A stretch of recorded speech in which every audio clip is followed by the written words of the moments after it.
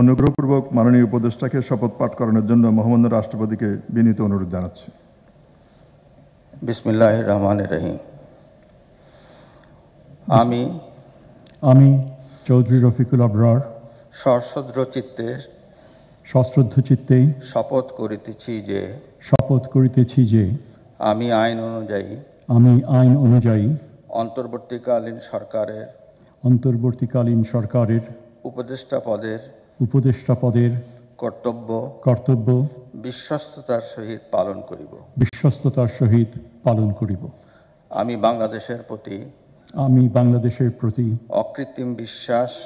অকৃত্রিম বিশ্বাস ও আনুগত্য পোষণ করিব। আমি সংবিধানের রক্ষণ সমর্থন ও নিরাপত্তা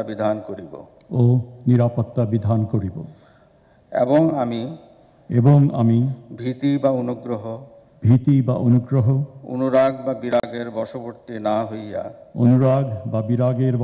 না হইয়া সকলের প্রতি আইন অনুযায়ী যথাবিহিত আচরণ করিব।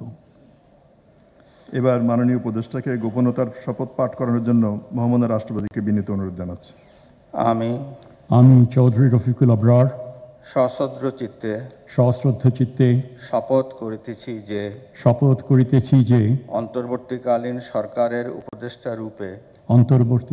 সরকারের উপদেষ্টা রূপে যে সকল বিষয় আমার বিবেচনার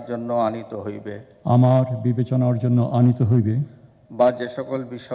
বা যে সকল বিষয় আমি অবগত হইব তাহা উপদেষ্টা রূপে যথাযথভাবে আমার কর্তব্য পালনের প্রয়োজন ব্যতীত প্রত্যক্ষ বা পরোক্ষভাবে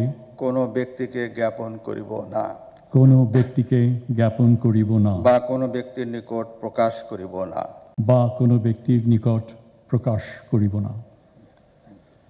অনেক কৃতজ্ঞতা মাননীয় রাষ্ট্রপতিকে, মাননীয় উপদেষ্টাকে উপদেষ্টা পদের শপথ ও গোপনতার শপথ স্বাক্ষর করার জন্য এবং স্বাক্ষর করার জন্য বিনীত অনুরোধ জানাচ্ছি।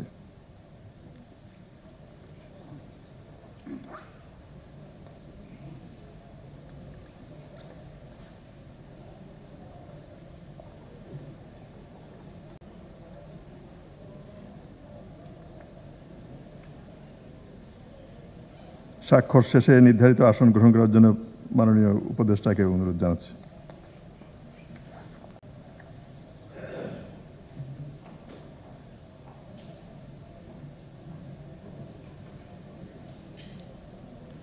গণপ্রজাতন্ত্রী বাংলাদেশের অন্তর্বর্তীকালীন সরকারের উপদেষ্টা হিসেবে দায়িত্ব গ্রহণের জন্য মাননীয় উপদেষ্টাকে আন্তরিক অভিনন্দন জানাই। এখন আমি শপথ